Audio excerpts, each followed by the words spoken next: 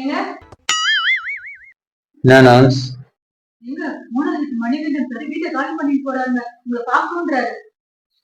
முடியாது நான்ஸ், முடியாது. அவரை நேருக்கு நேரா பாக்குற சக்தி எனக்கு இல்ல நான்ஸ், எனக்கு இல்ல. ஏங்க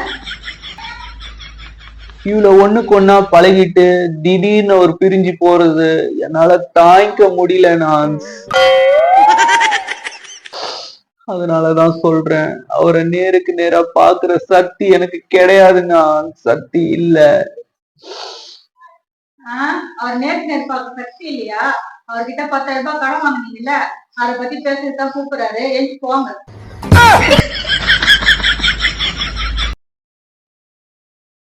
நானே அதுக்கு பயந்துதான் இங்க வந்து உக்காந்துக்கிறேன். இவ வேற என்ன பண்ணலாம்?